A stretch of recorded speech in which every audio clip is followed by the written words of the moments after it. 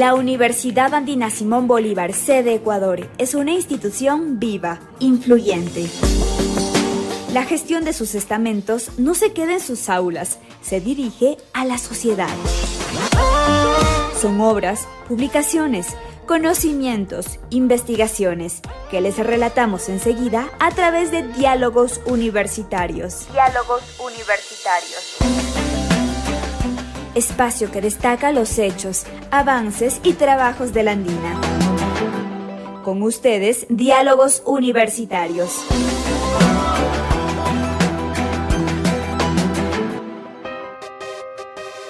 Un cordial saludo a la audiencia de Voz Andina Internacional. En el programa de hoy de Diálogos Universitarios les ofrecemos la reproducción de la entrevista que hizo Fernando Andrade al director de SILAB Salud, Jaime Breil, sobre la problemática de la producción de alimentos en el mundo.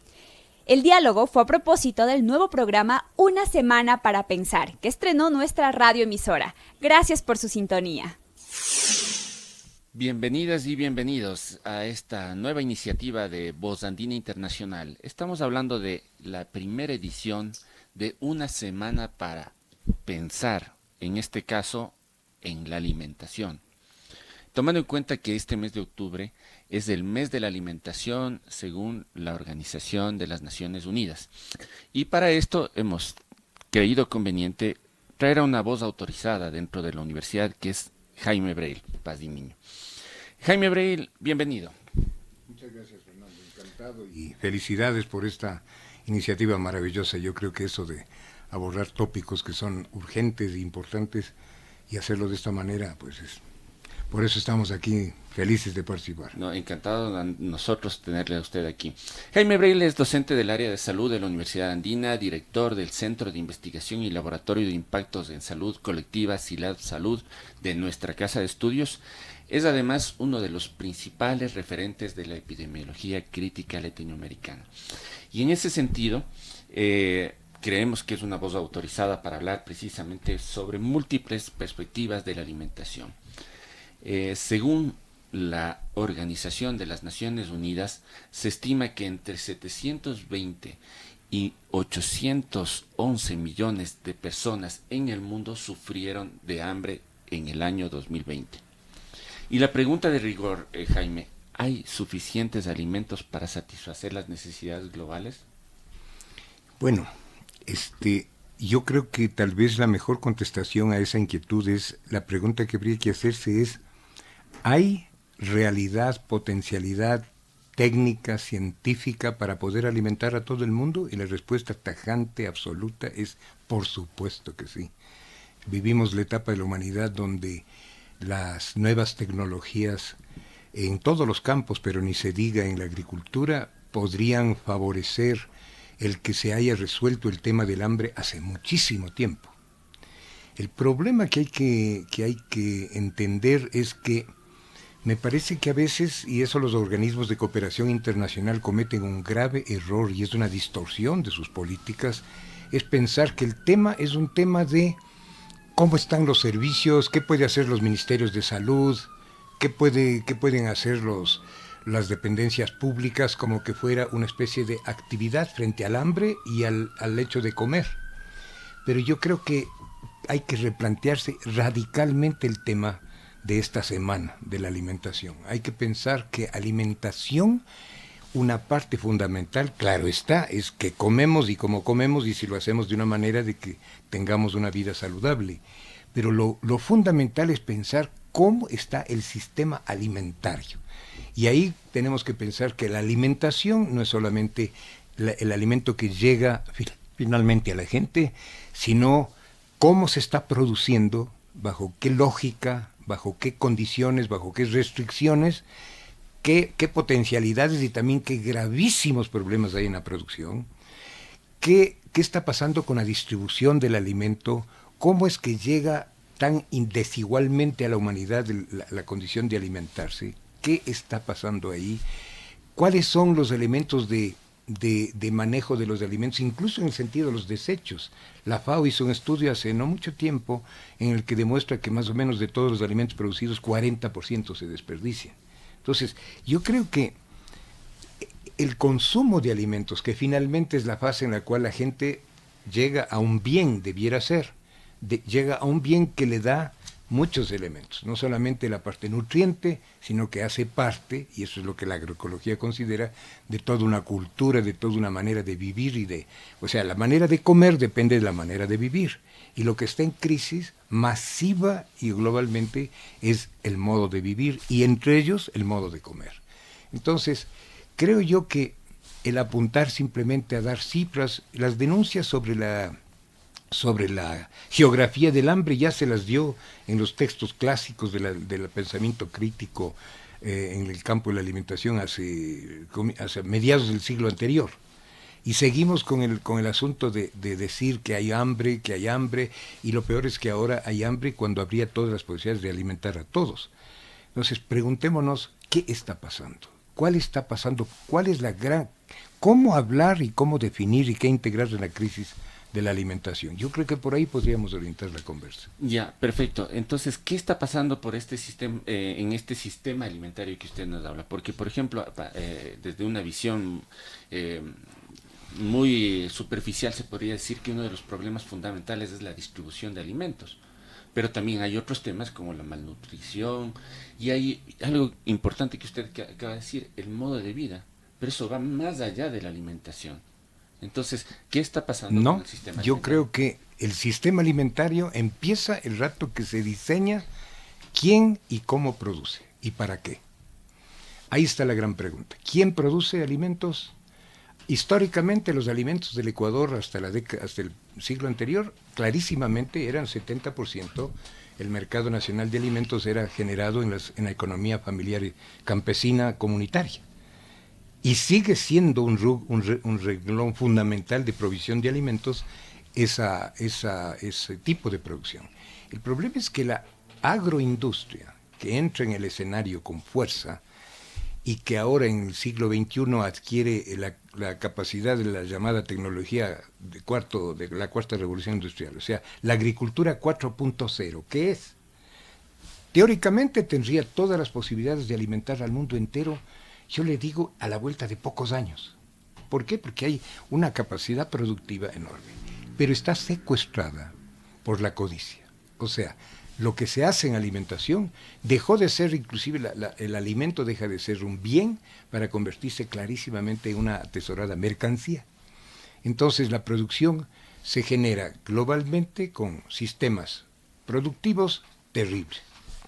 Tomemos un caso, quizás en América Latina por su dimensión el más serio, el Brasil. En el Brasil, la principal economía agrícola de América seguramente, de América Latina. Los estudios recientes más importantes que han hecho, que son tres estudios se han hecho sobre qué está pasando con la producción de alimentos en Brasil.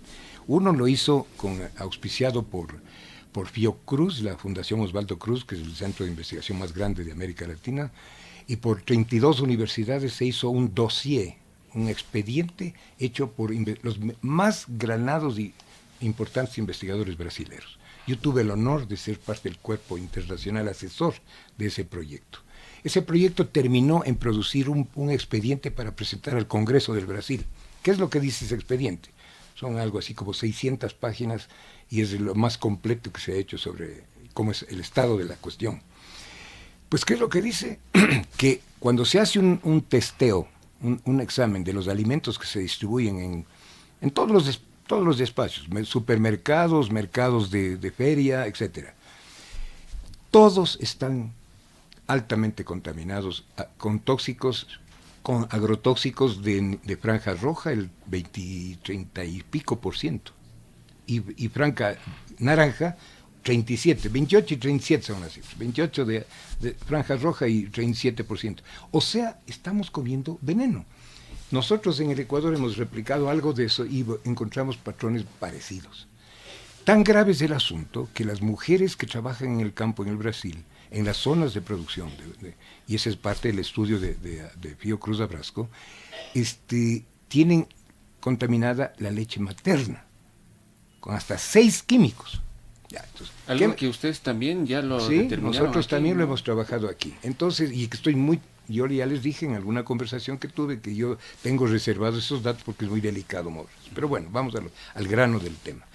El tema es que en ese estudio se muestra también que hay una potencialidad en Brasil de muchas comunidades que, dándose cuenta de esa destrucción que se está haciendo con tanto químico, que eso significa muerte de los trabajadores, significa problemas del consumidor que va a comer esa comida, significa agotamiento, vaciamiento de los acuíferos de agua, o sea, se drena el agua, etcétera, queda sin agua esas zonas por un consumo irracional de una tecnología que podría evitarlo, sin embargo, lo está usando. En ese perfil, el segundo estudio importante que yo creo que es importante destacar es el del equipo de la Universidad de Mato Grosso. Wanderley Piñati, que es además, tenemos el gusto y el honor de que sea profesor de nuestro doctorado, es uno de los grandes investigadores brasileños sobre esta temática, con su equipo hizo un estudio sobre todo lo que es la producción agrícola en esa zona, que es, como quien dice, la cuenca más potente, es una de las grandes cuencas agrícolas del país, esa zona. Y encuentran una situación alarmante. El título del informe que publicaron como un libro es la crisis de salud ambiental e integral de la agricultura en Brasil. Por tanto, ¿es eso parte de esta semana?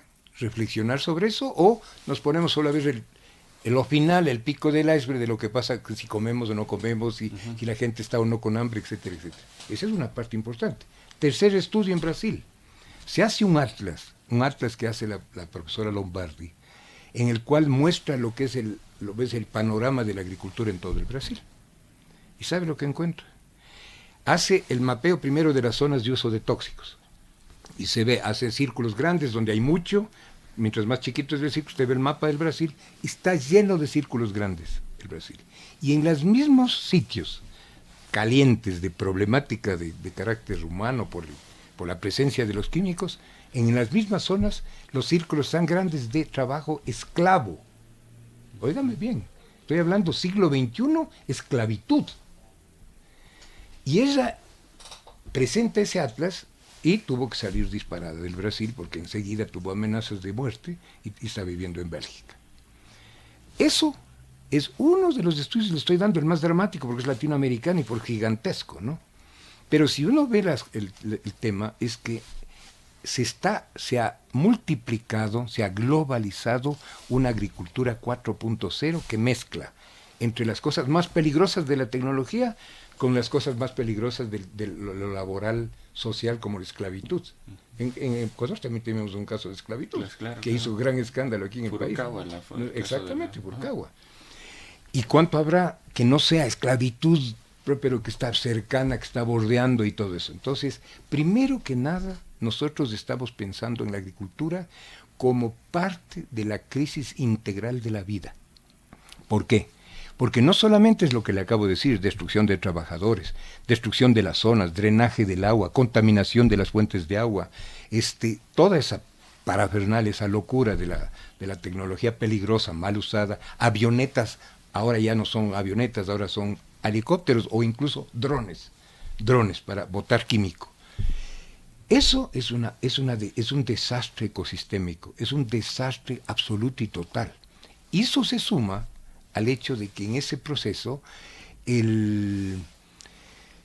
no solamente es el uso de químicos, como decía, sino que es la contaminación de redes de agua, pero no solo es la contaminación, es que se acabe el agua, porque usted para usar químicos masivamente tiene que usar grandes metros cúbicos de agua enormes, más que lo que consume una ciudad, consume una zona de aquellas. Entonces, ¿qué hacemos con eso? ¿Qué hacemos con eso? Eso es un problema gravísimo. Y cuando usted va a una zona, investigación nuestra en la zona de banano, en la zona bananera de la costa sur del Ecuador, va a mirar cómo se hace la agricultura de esos grandes predios que han crecido y han monopolizado. Ese es el otro gran problema, monopolio de tierras. Cuando crece un solo propietario, compra a los que van quebrando, va sumando tierra. Yo tengo el atlas que hizo el CIPAE, institución que alguna vez yo presidí, Sistema de Investigación Agraria del Ecuador, de varias universidades, 9 universidades ecuatorianas. En ese estudio, un estudio que hizo el CIPAE, muestra que, por ejemplo, un cantón de la zona bananera, 10 años antes, tenía muchas parcelas, usted ve los predios, ¿no? Muchos predios de muchos propietarios. 10 años después, 4 grandes empresas son dueñas de todo, o sea, monopolización de la tierra. Cuando se monopoliza la tierra, significa monopolización del agua. Es decir, y ahí viene la monopolización de semillas, monopolización de todo. ¿Qué es lo que pasa con los pequeños? ¿Qué es lo que pasa con la alimentación? Si eso además se dedica a la exportación, una buena parte, incluso a veces ya ni los predios se hacen para alimentos, sino que se hacen para alimentos de animales o forraje. Entonces, termino diciendo, ese tipo de producción bananera se hace en predios enormes, monótonos, se mata la biodiversidad, todas son matas de banano. Al ser monótono, pierde biodiversidad. Como se tira mucho químico, el suelo muere todo lo que es la microbiota, la biodiversidad microbiana que tiene que el suelo tener, ¿no? El suelo se compacta, se hace duro, muerto, y no importa porque llega la manguerita de fertirriego controlado electrónicamente con alta tecnología a nutrir la planta para que el banano salga. Entonces, tenemos un problema gravísimo porque ese tipo de suelo pelado, grandes extensiones, son calefactores del cambio climático. ¿Se da cuenta? Entonces, cambio climático. En Machala, en la zona sur del Ecuador, cambio climático, ¿qué significó? Y uso de químicos. Que el equilibrio entre los predadores del mosquito que transmite el dengue, ¿no? Empiezan a morir los predadores, crece el mosquito al más calor se reproduce más rápido, en la panza de la mosquita Aedes aegypti, el virus del dengue crece más rápido y tenemos repunte del dengue. ¿Se da cuenta la conexión? Entonces, hablar de agricultura hay que hablarlo con conocimiento, porque si no, incurrimos en un grave problema, que una conferencia que yo voy a participar con el doctor Halling, de paso hago una cuña informativa, ¿no? Sí. El día jueves, el doctor Halling, profesor, uno de los grandes pensadores de la comunicación crítica en salud, que está aquí dando clases en nuestro doctorado, vamos a hacer entre los dos una intervención sobre la pandemia y la información y la comunicación en la época de pandemia. Y qué bueno que topa este tema, porque a ver, de todo lo que usted nos dice de este panorama tan oscuro que usted lo llama la agricultura 4.0, que va desde el tema de tóxicos e incluso hasta temas como el trabajo esclavo, nos lleva a un tema que es la acumulación perversa de capital. Y eso es enfrentar a grandes poderes de económicos, políticos, que incluso muchos de ellos están relacionados con la comunicación. ¿Cómo enfrentar ese tema? Porque no podemos caer en el determinismo de que la situación es esta y es difícil cambiar. Mucho más cuando existe una narrativa dominante que está precisamente en contra o que ataca a sectores subalternos, por ejemplo, productores, pequeños productores, campesinos, movimientos indígenas. Clave pregunta. Por supuesto que es la pregunta de cajón cuando uno está hablando de estas cosas, ¿no es verdad? ¿Qué hacer? Primero que nada, asumir desde las organizaciones sociales, campesinas, indígenas, afroamericanas y las universidades, asumir que todos somos víctimas y todos tenemos que participar en esto. Y que si somos universidad, nosotros no podemos ser parte ni hacernos los locos y ser ciegos de lo que está pasando. ¿Por qué? Porque usted decía, a la vez que son los dueños de la tierra, son los dueños de los medios, ¿sí? Y son tan dueños de la tierra que si usted entra en una página que se llama Land Matrix, matriz de la tierra, le da a usted en tiempo real las transacciones de compra de las mejores tierras del mundo entero. Se están comprando el mundo entero, estas grandes empresas. ¿Qué está pasando eso? Se ahoga al mundo campesino de pequeños, medianos, o a la industria limpia que trabaja bien, que el problema no es la industria, el problema es que la industria trabaje en cánones de proteger la vida y puede ser productiva. Nuestro estudio de Machala demuestra que el banano puede ser productivo y no necesita el cuento que nos han vendido de que si no le echa químicos usted va a ser ahogado por las plagas. Eso es mentira, porque cuando se corrige integralmente la producción, deja de haber un escenario para que las plagas florezcan. Entonces, la comunicación, pero son los dueños de la comunicación, entonces los medios callan. Por ejemplo, gran propaganda porque la OMS dice que vamos a celebrar el Día de la Alimentación. Pero el Día de la Alimentación debiera ser el día de la reflexión, o la semana de la reflexión, no sobre el hambre, sobre el efecto, pero sin ver las raíces, sino qué está pasando con la agricultura, que es la base de la alimentación, y qué está pasando con el consumo de alimentos. Entonces ahí entran temas que atañen a la universidad. Y por eso yo sí pensé que usted me iba a preguntar qué hacemos, porque si no denunciamos y claro, ¿para qué no? Bla, bla, en ese bla, bla. No. Siempre, ¿no? Yo tengo 3 cosas que decirle de la cual me enorgullezco, porque he sido el que empuja eso y he formado un equipo, hecho escuela para que podamos hacerlo. Primero, ¿qué hacerlo? Hablemos de 3 rubros. ¿Qué hacemos en investigación? ¿Qué hacemos en docencia? ¿Y qué hacemos en gestión? Y en las 3 hemos actuado. En cuanto a investigación, nosotros, le estoy contando, tuvimos un proyecto que ahora pasa a una segunda fase para investigar la producción en la zona de Cayambe y la producción en la zona de bananera de Machala. En Cayambe, ¿cuál es nuestra preocupación? Cayambe ha sido un abastecedor fabuloso de alimentos. Quizá para el mercado de alimentos de Quito, la zona de Cayambe es la que nos alimenta. ¿Y cuál ha sido la fuente de esa alimentación? Pequeños y medianos productores. Pequeños y productores de leche, de hortalizas, de tubérculos, etcétera, etcétera. Pero ¿qué está pasando? La floricultura no es que ocupa tanta tierra, porque la floricultura no tiene precios gigantescos como otros productos, pero con que tenga 15, 20, 30, 40 hectáreas en producción, tiene el poder de absorción de agua y de contaminar el agua y de contaminar los ecosistemas, ya es un problema. Pero además, lo que está pasando ahora, y hay que decirlo al país, es que ha logrado que el campesino que hacía producción de alimentos deje de producir alimentos porque le ofrece una rentabilidad produciendo para las empresas rosas de exportación. Entonces, claro, el campesino se ve beneficiado porque tiene un ingreso un poquito mejor, pero deja la agricultura de la alimentación, se olvida que estuvo en una lucha por la agricultura sana, orgánica, agroecológica, ojalá, y pasa a ser un satélite de la misma lógica. Es decir, pasa a multiplicar el problema ahora en los pequeños predios. ¿Qué le parece? Eso está pasando en nuestro país, en la zona floricultora. Y esto hay que entenderlo y hay que ayudar a todos los que luchan. Entonces, ¿qué hacer como universidad? Cuando yo fui rector, empecé el programa Andina Eco Saludable. Ese es un qué hacer. Por ejemplo, alianza con 300, casi 400 familias de Tabacundo y de Cayambe, que son productoras agroecológicas que hacen alimentos seguros para 2 cosas.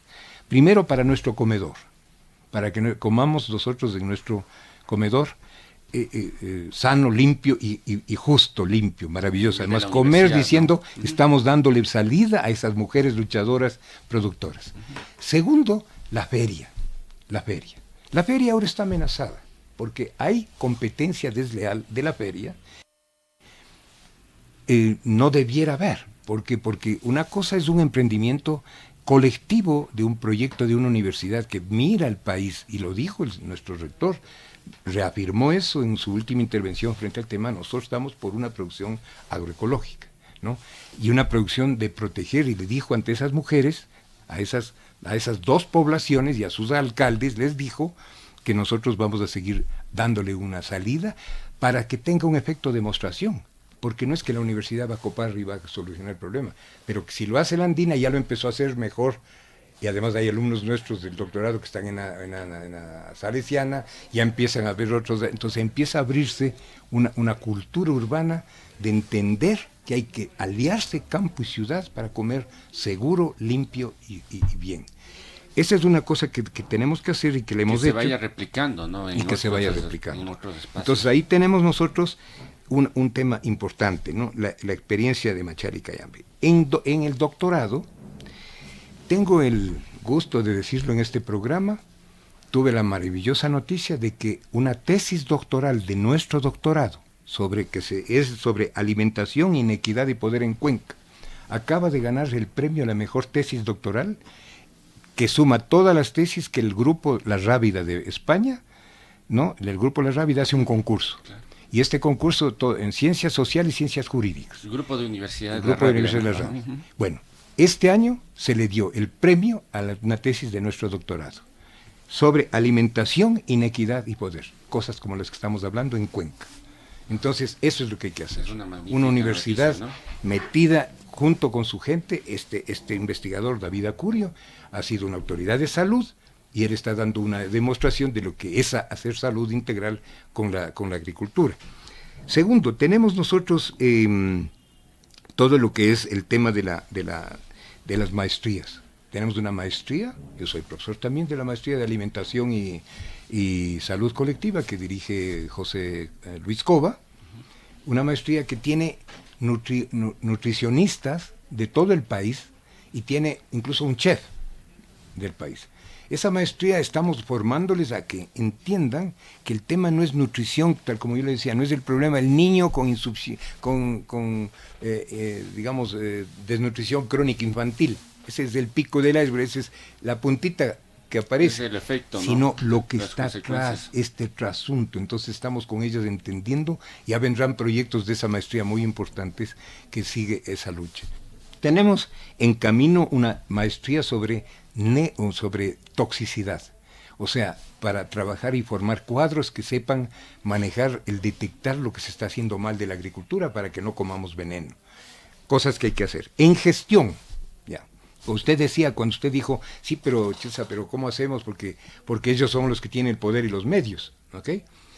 Pero entonces, ¿qué hacemos con todas las familias que son parte de una asociación nacional de productores? Se llama Asociación de Productores de Agricultura Familiar Campesina Comunitaria. Bueno, ese grupo, sabiendo lo que habíamos estado haciendo, pidió a nuestra universidad, a la Universidad de la SUAY, y también a Acción Ecológica y otras entidades que apoyaron, formamos una plataforma para luchar por un nuevo código orgánico de soberanía alimentaria, que proteja a todos estos pequeños productores y produzca un efecto país para usar los fondos del país, como por ejemplo los fondos de alimentación escolar, etcétera, para promover la producción limpia, segura, justa, etcétera.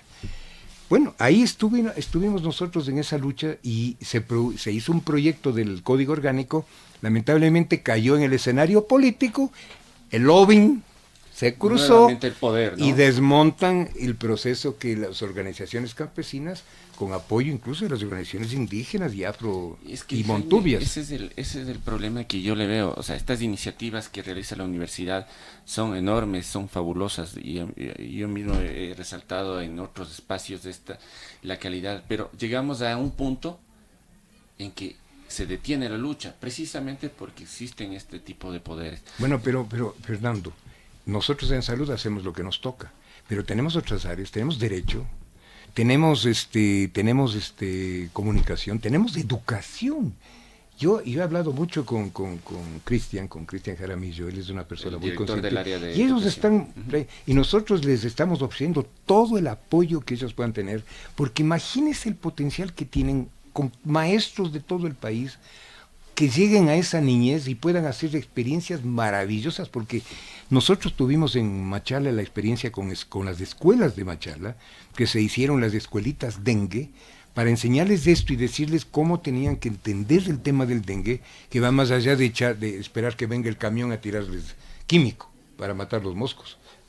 Entonces, ahí hay una potencialidad, pero la universidad tiene que cambiar. La universidad tiene que cambiar, no puede ser una universidad intramural, elitista, que solo estemos pensando en tener papers y libros. Yo tengo libros, de hecho tengo el orgullo de ser el que más libros ha producido y más producción bibliográfica tiene de esta universidad. No tengo problema por eso, pero que esa riqueza de las áreas se vuelque a proyectos de una especie de consenso sobre este problema que se nos viene encima, porque es un problema gravísimo. El cambio climático, esta destrucción de la alimentación, las guerras, porque también tenemos la geopolítica está dominada por los aparatos militares. Entonces, en un mundo así, la universidad no se puede hacer la loca. No se puede hacer elitista, no se puede ser academicista y creer que el éxito es solamente tener papers y tener honores académicos. Hay que mojarse el poncho.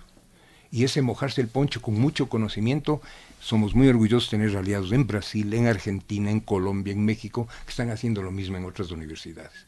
Y por eso yo creo que, Fernando, yo agradezco a ustedes como radio que ustedes hagan un espacio así y ojalá lo sigan multiplicando, porque hay que multiplicar la voz y hay que hacer que esto se inscriba en el espíritu y en la conciencia más generalizada. Yo recuerdo hace poco, me parece que la cadena alemana Deutsche Welle hablaba de un caso muy particular. La producción del aguacate, de la palta en Chile, provocaba que todo el consumo de agua de los productores, de los campesinos, sea monopolizado precisamente por los grandes productores de palta. ¿Por qué? Por una altísima demanda que tenía en Chile el consumo del aguacate. Y bueno, allí en los comentarios de esta publicación se veía, pero aquí la palta se produce en la vereda en una vereda de cualquier poblado se produce, ¿no? Entonces, ¿cómo hacemos para equilibrar precisamente la demanda con la producción? Porque en efecto, además de en un contexto como el chileno, donde el agua es un bien privatizado, ¿no?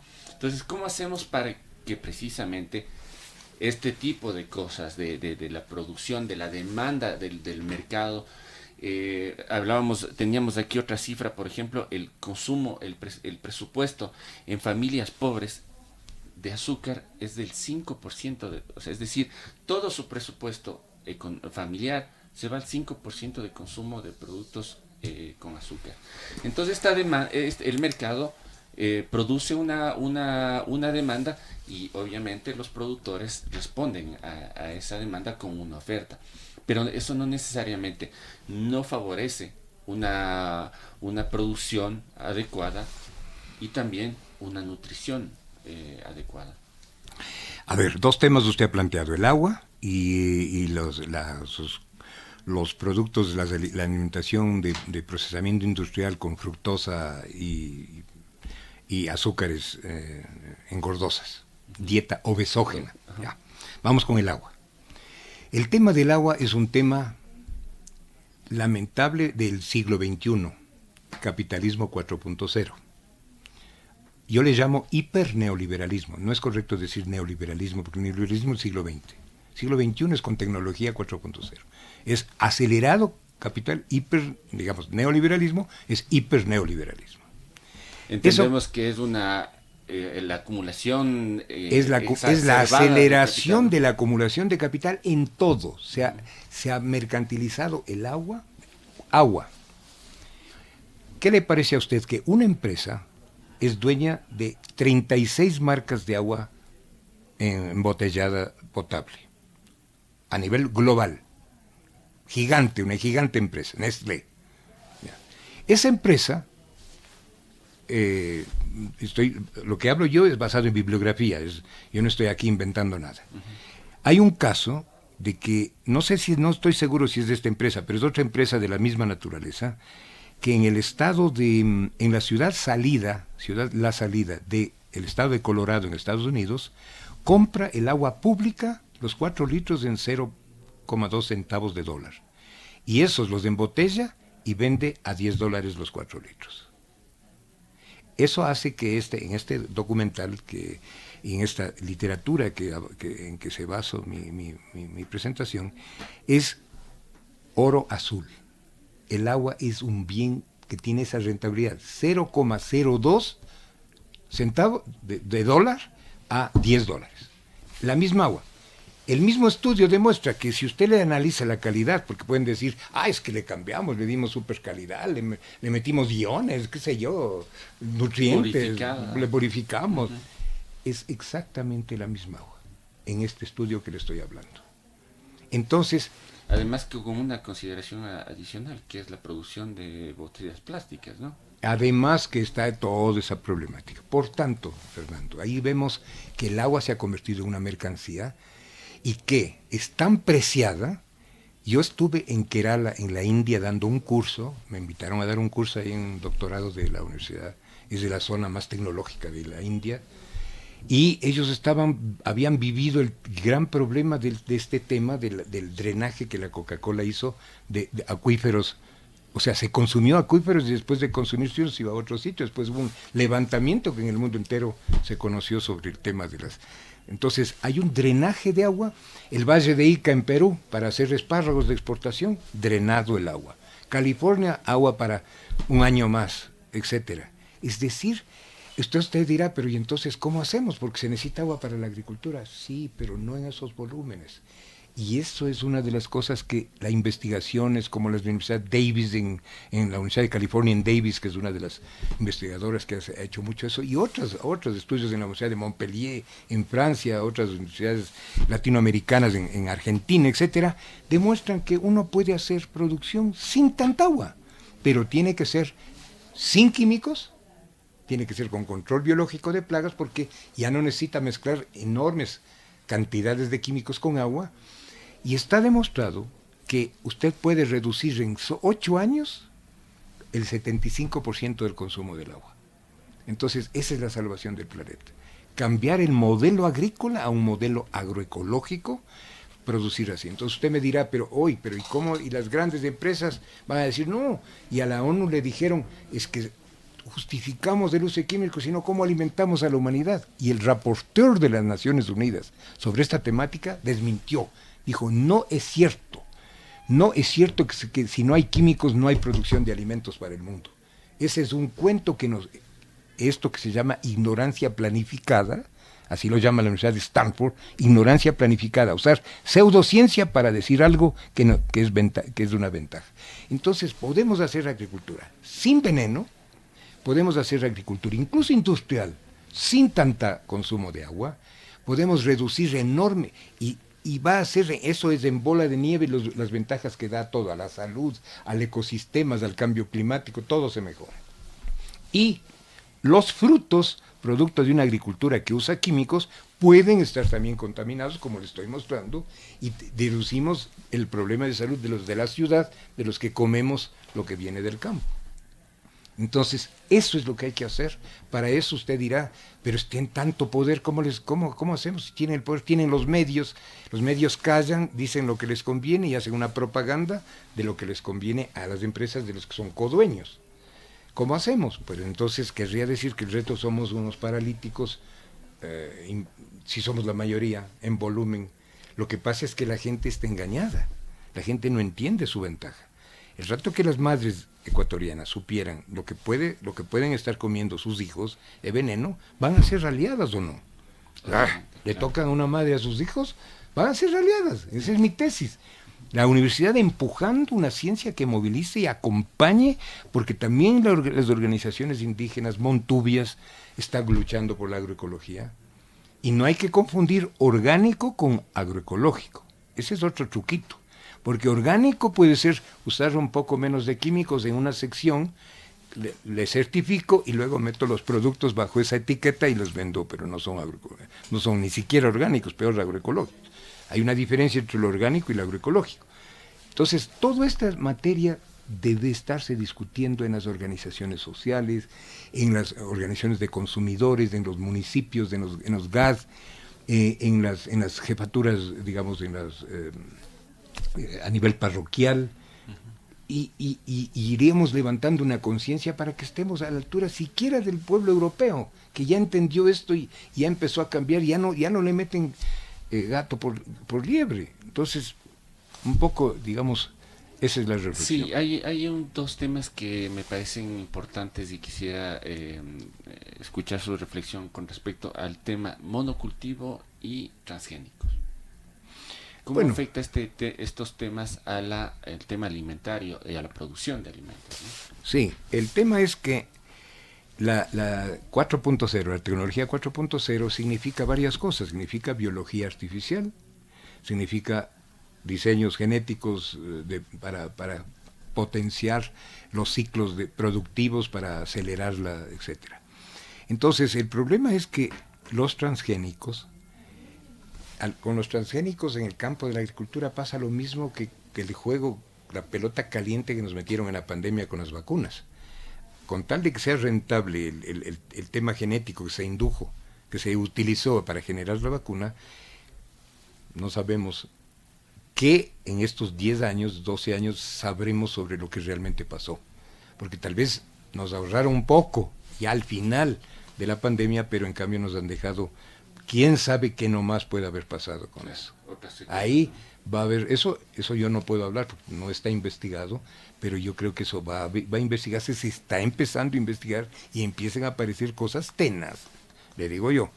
Entonces, yo creo que lo transgénico es un artificio de acelerar la producción, de producir productos que tengan, que se protejan, por ejemplo, de no pudrirse en el transporte. Es decir, se le puede hacer transformaciones de resistencia, etcétera, etcétera, pero esas combinaciones está demostrado que son locas, porque usted me puede poner un gen de ratón o de cualquier otra especie que no tiene nada que ver en una planta, porque eso le puede dar una X resistencia a la planta. Lo que pasó con la soya transgénica, ¿no? Soya que no sea susceptible al químico, o sea, que le puedan tirar químico para matar la maleza y que no muera la soya. Entonces, soya transgénica. Pero el problema es que hay toda una literatura enorme sobre qué implica eso. Eso en definitiva es negocio. Entonces, cualquier uso de cualquier ingrediente o elemento genético que se utilice en general, en la medicina, en el diagnóstico, en la agricultura, tiene que ser sujeto a cuidadosísimos protocolos de posibles amenazas que después son incontrolables, porque una vez que eso entra en la cadena reproductiva vegetal, eso puede tener consecuencias incontrolables. Entonces, es un tema de la agricultura 4.0 que hay que frenar, que es una mentira y que están usando los medios para decir no es problema, si no hay eso no vamos a poder sobrevivir, etcétera, etcétera. Aquí teníamos un gran lobista del sector de la producción transgénica que estaba en el gobierno, ¿no? O sea, sí, partiendo de eso, ¿no? Sí, exactamente, y se toman en las instancias de poder, hay toda la colusión de intereses de todo tipo, y entonces termina imponiéndose una cosa, y como necesitan vestirle de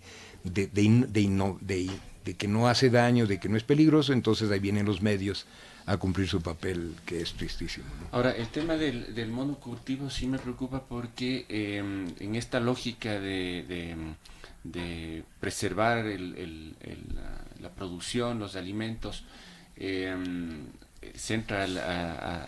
producen estas prácticas, pero también el monocultivo es una práctica que está demostrada que permite precisamente la afectación de plagas, ¿no? Entonces eso se contrapone con otro tipo de producciones, como la producción tradicional, que es una producción de varios cultivos y esto. Pero es que las plagas disminuyen cuando hay biodiversidad. Claro. Y en cambio proliferan donde hay monocultivo. Pero claro, si hay monocultivo, pero además la avioneta le baña 3 veces al mes de un cóctel de veneno, que además va a la escuela, que va a la red de agua, que va a los niños, entonces ahí sí, claro, no hay plagas, ¿no? Claro, pero nuevamente la necesidad del mercado de rentabilizar precisamente provoca que haya grandes plantaciones de... Bueno, pero aquí tenemos que tomar decisiones como país y como región y como seres humanos. Este modelo el planeta no aguanta, punto. Los pronósticos de desastre climático ya se están viendo que eran muy optimistas. Se esperaba 100 años para que pase algo, ya en la cuarta parte del tiempo ya está apareciendo los fenómenos que se dijo que iban a aparecer en 100 años. ¿Por qué? Porque la productividad, la aceleración tecnológica es tan bestia que se han multiplicado los peligros que antes habían. Entonces tenemos que... Yo soy usuario de tecnología, no quiero aparecer como un antitecnología, a mí me parece que la tecnología es una maravilla. Y la tecnología debiera ser utilizada en la agricultura, no estoy diciendo que no. Es que la tecnología tiene que estar pero al servicio de quién, del ser humano y del consumidor, o al servicio del negocio. Eso es lo que no se vale. Entonces, lo que no se vale es eso. Por ejemplo, usted me preguntó la segunda cosa que no comenté todavía, lo de los alimentos azucarados. Un investigador de la Universidad norteamericano, Otero, y su grupo, escribió un artículo que fue clave, le llamó la dieta neoliberal. Eso dijo, dieta neoliberal, dieta de pobres. Es decir, se ha movido la industria para vender como la masa de consumidores pobres y la gente desinformada también de clase media, son consumidores de productos de alto contenido de azúcares. Ya. En Estados Unidos, esa pandemia de obesidad se desencadenó en 1975. Verá que en el mismo año las curvas de obesidad en todos los grupos de edad, ¡pum!, se dispararon. Y hubo estudios que empezaron a decir que es por esto, que la psicología, que la gente empezó a comer más, que porque se estresaba y todos comían más. Todos en todo grupo de edad de todo el país empezaron a comer más del año 75. Tan absurdo era esa tesis que estaban haciendo algunas, digamos, aliados de lo que estaba pasando, que Lancet, la revista Lancet, se lanzó, financió un estudio para ver, ¿cómo es esto de la pandemia? Entonces empezaron a ver todas las explicaciones que habían dado y empezaron a dar de baja todas las explicaciones y llegaron al punto. ¿Sabe qué pasó el 75? Que el contubernio entre el gobierno de los Estados Unidos de ese entonces, del año 75, y las grandes empresas interesadas en los productos de fructosa, de estas fructosas de alta peligrosidad, se pusieron de acuerdo y hicieron los Farm Bills, las leyes de la producción agrícola. Y posibilitaron todo, bajaron las prohibiciones de edulcorantes, de todo. Entonces se campeó la dieta neoliberal obesógena y tóxica. Y entonces tenemos una pandemia, lo mismo que en México, lo mismo que en Ecuador, sino que en Ecuador un poco menos agresiva, pero todas las encuestas nacionales de salud, nutrición, de la alimentación que se han hecho en el Ecuador, han ido aumentando la cuota de obesidad. La obesidad está creciendo porque es la nueva dieta del pobre. Y entonces es comer barato, engordando. Y es que yo tenía aquí unas cifras precisamente sobre este tema. Tenemos que la dieta mínima, digamos, esencial, con nutrientes esenciales y la energía necesaria para cada persona, en Latinoamérica está en un promedio de $3,98. Sin embargo, la gente pobre, que no tiene acceso a recursos económicos, gana menos de $2 al día. Y eso provoca el consumo de alimentos que son, por decir alimentos, que son más baratos y que son precisamente ricos en azúcares, en grasas y eso. Ahora, ¿esto qué provoca? Provoca problemas públicos, ¿no? ¿Cómo atacar estos problemas públicos? Estamos hablando ya de estas consecuencias, más allá de todos los problemas que hemos hablado del sistema alimentario. Usted mismo está dando la respuesta con lo que acabo de decir. O sea, ¿qué hacemos? O sea, ¿será una ley científica que no hay cómo comer bien barato? ¿Será que es verdad esa hipótesis o es parte de la ignorancia planificada? ¿O es parte de la ignorancia construida que nos han hecho creer? Entonces, porque si uno empieza a recuperar, si hubiera un sistema alimentario, hubiera una legislación, nosotros incluso para el Código Orgánico que regiría en todos los productores, digamos, de pequeños y medianos productores, campesinos, familiares, comunitarios, teníamos la respuesta para cómo resolver eso. Y es perfectamente factible, porque usted, si tiene una política de Estado que le respalda, si usted tiene una política crediticia, técnica, etcétera, y un respaldo a la nueva obra de producción, usted puede generar una agricultura saludable con alimentos accesibles y políticas de subsidio donde sea necesario. ¿Económicamente accesible? Sí, seguro, si eso están haciendo muchos países, si no es ninguna novedad. O sea, el tema de que verá, a usted lee cosas que le dicen, es que no es posible, entonces el no es posible ¿Quién dice que no es posible? La ciencia no está diciendo que no es posible, la ciencia independiente. Tal vez la ciencia mercenaria diga que sí. Pero estos son datos de la FAO. O sea, yo no quiero hablar en este puntos... programa, no le quiero comprometer a usted, yo quisiera solo decirle, No, vea, cuidémonos de que no nos bajen la línea, sino quien dé la línea debe ser las universidades soberanas con su pueblo. Que me diga a mí cualquier organismo de cooperación internacional, por más respetable que sea, yo le paso por el beneficio de la duda. Hasta ahí llego, no quiero ser más... No, más bien, Jaime, eso sí y a todos nuestros oyentes, esta es una radio universitaria y el compromiso no es con... No, yo sé, Fernando, no se preocupe, no me refiero a eso. Lo que pasa es que en vez de crear cucos, yo lo que quiero es que la gente reflexione, no, la FAO hace cosas maravillosas. Yo le cité recién un trabajo de la FAO sobre desperdicio. O sea, la FAO no es el problema. La FAO no es el problema, la OMS no es el problema.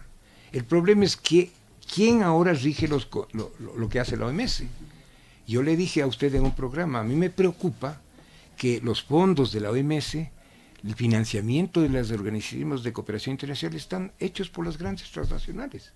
Entonces, si la Fundación Bill y Melinda Gates es la que financia la OMS, algo ha de tener que decir en las políticas. Y además, tomando en cuenta que Bill Gates hace poco acaba de predecir que en 10 años vamos a tener una nueva pandemia, entonces como que a uno le entran ciertas sospechas, ¿no? Y sus suspicacias. Vea, estamos curtidos, los investigadores independientes del mundo estamos curtidos de tanta mentira.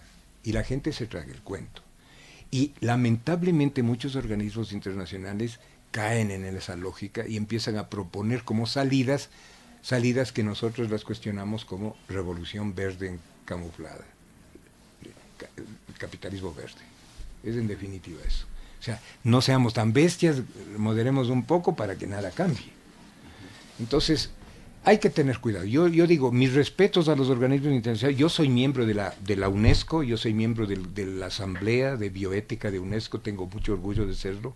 No es un problema los organismos internacionales. El problema son estos pulpos económicos que distorsionan y les inducen al pecado a las universidades y a los organismos de cooperación internacional. Entonces, eso es lo que hay que controlar y para eso hay que tener sabiduría del pueblo. Pero entonces, volviendo al tema, ¿es posible acceder a una alimentación rica en nutrientes y esto con menos, para todos, para poblaciones incluso deprimidas económicamente? Absolutamente sí, por supuesto que sí, pero con un presupuesto que es lo jodido. El presupuesto es que hay que cambiar los que toman las decisiones, las grandes decisiones de fondos. Véate, hay herramientas maravillosas que los gobiernos ecuatorianos han creado.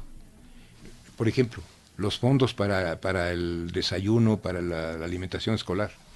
Ahí hay un fondo público maravilloso que bien manejado podría potenciar que todos los centros de desarrollo infantil del país puedan tener sus organizaciones productoras de alimentos sanos, agroecológicos, alimenten a esos centros de desarrollo infantil y tengan un apoyo técnico, un apoyo de multiplique eso por 4.000, 5.000, 8.000 centros de desarrollo infantil. Multiplique una política de control del monopolio de alimentos. ¿No es verdad? Empezó a haber una política de control del monopolio de alimentos, pero este rato está desatado. Hay empresas que siguen creciendo a expensas de privatizar y establecer industrias de gran escala de alimentos que compiten con la producción amplia. Además, el rato que el campesinado esté protegido, tenga políticas de respaldo en serio, tenga riego, etcétera, tenga recursos, ¿usted cree que la juventud va a querer seguir saliendo del campo si es que ahí tiene una supervivencia decente y le dan además un título tecnológico y además se iría como se están yendo y están quedando ciudades fantasma que ya la juventud no quiere quedarse a hacer la agricultura para alimentar? Entonces, si no alimentan los pueblos, ¿quién va a alimentar? Estos grandes dueños de todo que nos van a llenar de productos peligrosos.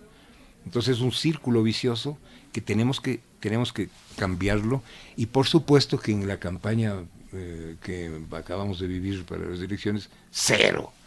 Yo lo que ahí es es una situación en que uno se preocupa como investigador porque ojalá no sea que ahora va a campear la agroindustria, el extractivismo agrícola 4.0, y el otro podía haber sido, entonces lo que iba a cambiar es el extractivismo, el buen extractivismo para financiar fondos públicos, pero haciendo extractivismo a lo bestia. Obra pública, sí. ¿No es verdad? Entonces, si no cambiamos esto y no entendemos como país, como sociedad, y esto se difunde en las organizaciones, en las universidades, el último apaga la luz. Y ese es el gran inconveniente, ¿no? Ahora mismo, como usted menciona, acabamos de vivir una campaña electoral aquí en Ecuador y el ganador fue precisamente el hijo del más grande productor de bananos a esta escala que estamos hablando. Me preocupa muchísimo ese futuro, sí. Ya, ahora el otro tema es... también vemos una desarticulación de las instituciones, de las organizaciones, de las instituciones públicas en sí, porque por ejemplo usted nos habla del tema del desayuno escolar. Ahí hay una clarísima desarticulación de las instituciones y las agencias gubernamentales, porque tranquilamente se podría trabajar Ministerio de Agricultura, Ministerio de la Producción, Ministerio de Educación, y eso no se consigue. Lo cierto es que hemos llegado a cifras alarmantes de malnutrición infantil. Una investigación de un compañero nuestro, Jairo Rivera, habla de cifras realmente preocupantes de malnutrición infantil en el Ecuador.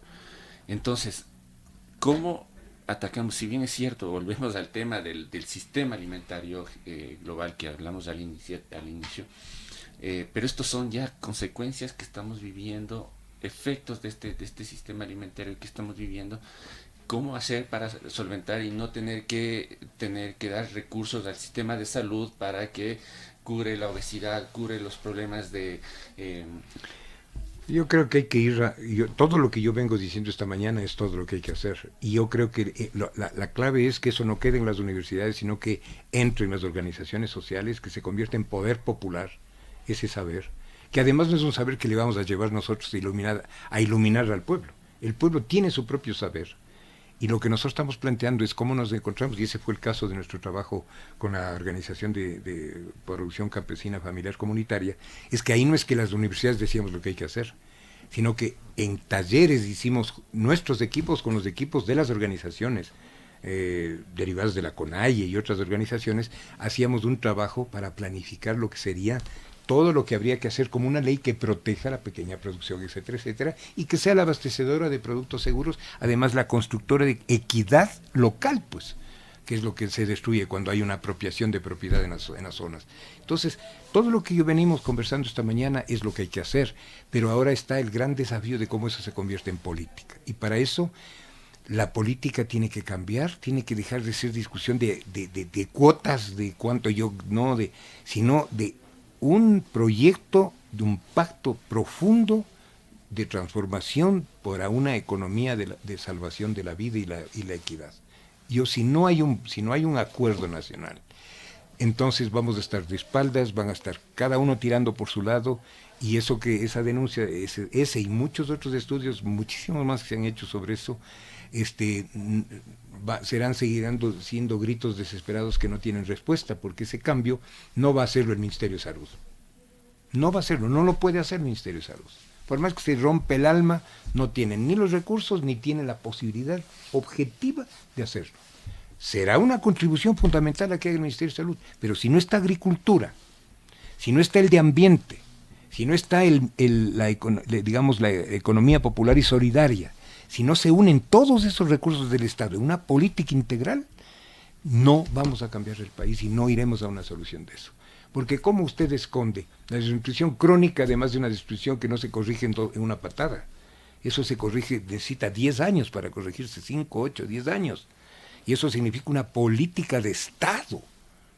Pero si el gobierno y las elecciones son un botín, son la disputa de un botín, seguirá reproduciéndose lo mismo, tendrán las recomendaciones internacionales de lo que hay que hacer. Ya estoy décadas de eso, ya estoy curtido de tanta mentira y no funciona porque no hay un acuerdo nacional, no hay un pacto nacional con respaldo del Estado para poder hacer los cambios que hay que hacer y unir todos esos recursos que usted decía para poner a funcionar un cambio. Ya. Para finalizar, quisiera topar un último tema. Usted nos hablaba el efecto que tiene el uso de tóxicos en el suelo y que provoca además efectos en el calentamiento global. Sí me gustaría saber o conocer qué datos tiene usted respecto a los efectos que actualmente estamos viviendo o que está sufriendo ya el sistema alimentario por el cambio climático. Tomando en cuenta que lo que usted acaba de decir, que este es un escenario que se ha ido acelerando frente a las previsiones que había. Es decir, a ver, yo lo que dije es que este problema de los suelos y este problema de la agricultura, que yo le llamo agricultura de la muerte, que es lo contrario de la agricultura por la vida, la agricultura que genera tanta destrucción, es una expresión más gemela del cambio climático. No es que el cambio climático produce esto y que esto produce esto. Después se potencian mutuamente la catástrofe, pero son originadas por el mismo problema. Suelos pelados, monotonía, pérdida de biodiversidad. Nosotros tenemos imágenes de Cayambe 10 años después de la floricultura, lo que era zona biodiversa de una masa vegetal, de una masa de biomasa enorme, pelados. Entonces, son dos temas que son producto de la misma matriz. Y si no cambiamos el sistema productivo, va a seguir el calentamiento climático y la agricultura que produce destrucción de la vida. Entonces yo creo que resolver eso es resolver los dos en lo que corresponde a la agricultura, que no es la única fuente, obviamente está todo el tema de fósiles y transportación y todo eso, que es otro problema, ¿no? Pero la cuota que pone la agricultura, hay un debate. En algunos escenarios es del 10% del cambio climático, en otros se habla de 5, 8%, es una cuota enorme el calentamiento. Y un país gigantesco como Brasil, o las enormes estepas argentinas, o los campos agrícolas gigantes de los países, son fuelles de calentamiento que producen 1000 efectos de deterioro ecosistémico, y esos ecosistemas son no saludables. O la producción de gases de efecto invernadero por la ganadería también, ¿no? Es que vea, hay un inventario de problemas que hay que racionalizarlos, y todo eso es volver a la escala, o sea, dejar de ser prisioneros de la mega escala de los gigantes. Hay un libro que se publicó muy importante de un economista norteamericano, Wu, de apellido Wu, debe ser de origen oriental, ajá, pero es norteamericano, de la Universidad de Harvard, me parece, no estoy seguro, o si Stanford o Harvard. ¿Sabe cómo se llama? La maldición del gigantismo. Él dice, no puede una economía de estructura gigantesca ser ni saludable ni moral. Por definición, estructuralmente es proclive a la corrupción. Él inclusive da los casos de un CEO, ¿no?, un gerente de esas empresas, que se mete 35 millones de sueldo al año y que ve pasar trillones de dólares por su oficina. No puede ser, no puede controlar el apetito. Eso lo dice un científico, un economista. Un trabajador que gana $60,000 al mes del sueldo de un obrero norteamericano. Y el sueldo de un CEO de estas mega industrias es 35 millones, 70 millones. $60,000 es mucho, ¿no? ¿Al año? Al año, perfecto. Estoy hablando al año. Sí. 50, 30, 70 es del trabajador. Estos son millones al año, 70, 45, 30 millones, más utilidades, más esto, más el otro. Ese es el mundo. Ese gigantismo es el que nos está ahogando y no nos deja respirar a los seres humanos. Entonces, yo, dentro de mi espíritu, si usted me pregunta a usted cuál es su ideología, yo ya no estoy. Yo creo que lo que hay que defender es, para definirse ideológicamente, hay que decir en lo que uno cree. No darse un membrete, yo soy de izquierda, yo soy de centro, yo soy de lo que fuera. Hay que entender en qué cree uno y por qué ha luchado. Yo lucho por las 4S. Yo lucho por la sustentabilidad, la soberanía, la solidaridad y la seguridad. Esa es mi ideología. Ya, si eso es de izquierda, soy de izquierda. Pero yo no estoy en un plan de destruir la economía o de afectar a las empresas.